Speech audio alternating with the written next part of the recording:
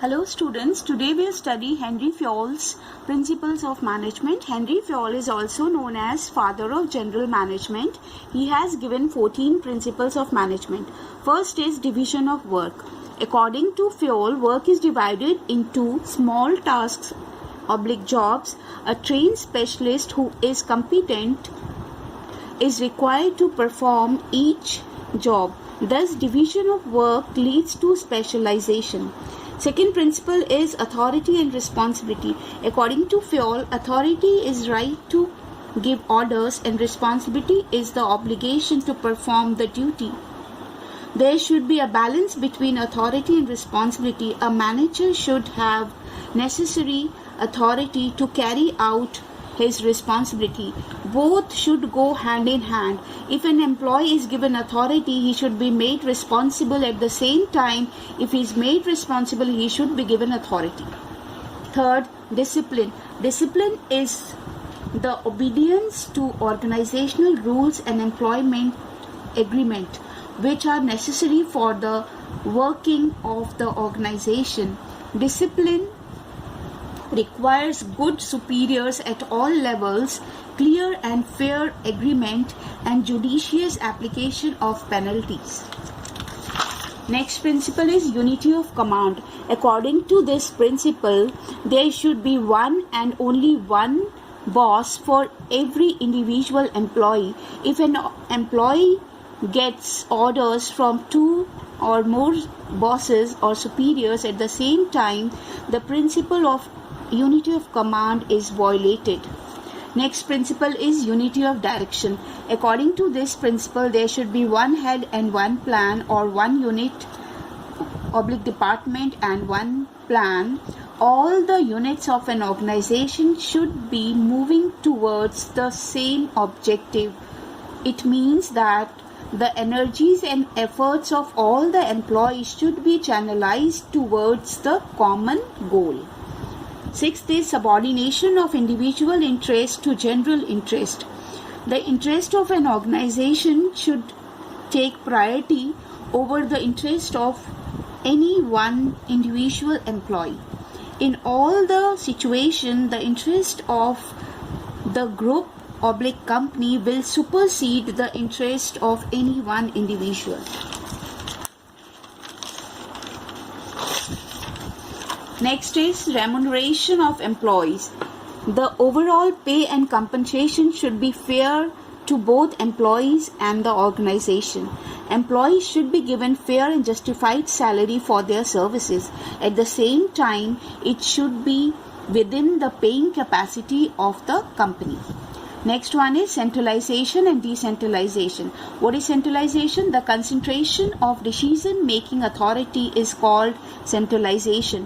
When the authority or decision-making is in the hands of few people or at the top level, then it is known as centralization, whereas dispersal of authority among more than one person is known as decentralization, where the role of subordinates become more important, where the subordinates are given the power of decision making, then it is known as decentralization. Ninth is scalar chain. It is the chain of command from highest to lowest ranks. Organization should have a chain of authority and communication that runs from top to bottom and should be followed by managers and the subordinates. Henry Fayol has introduced the concept of gangplank in the case of urgency. If there is an urgency or emergency, then this scalar chain may not be followed and direct contact can be made between two subordinates. This is called gangplank. Next principle is order. Order means sequence. According to Fayol, people and material should be in a suitable place at appropriate time for maximum efficiency. There should be a place for everything and everything should be at its place, and there should be place for everyone and everyone should be at his or her place. Means a manager should be in his cabin and a typewriter should be at its table. Next one is equity. It emphasizes on kindliness and justice in the behavior of manager towards worker. There should be no discrimination against anyone on account of gender, religion, language, caste, belief, or nationality, etc. Next one is stability of personnel. An employee should not be shifted from one post to another frequently. They should have a stability of tenure. They should be given reasonable time to show results. He should be given sufficient time to prove his performance at one post. Next principle is initiative. Workers should be encouraged to develop and carry out their plans for organization. According to Fayol, initiative means taking the first step with self-motivation. It is thinking and executing the plan. Last principle is aspirate de corps, means it is a Latin word which means unity is strength. Management should promote a teamwork of unity and harmony among employees.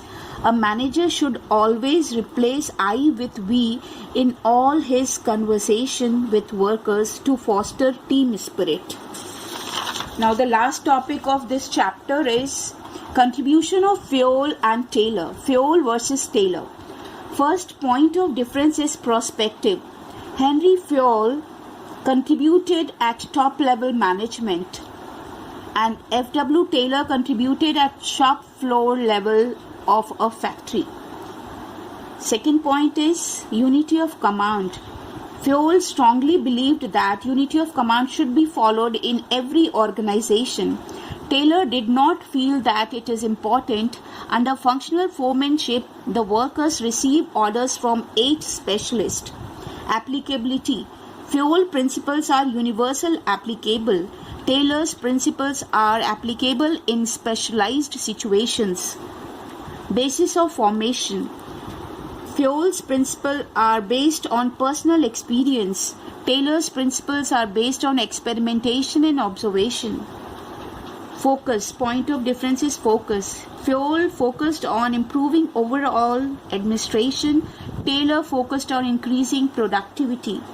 Personality. Fayol was a practitioner and Taylor was a scientist. Emphasizes. Fayol emphasizes on general theory of administration and Taylor emphasizes on scientific management. That's all for today. Thank you.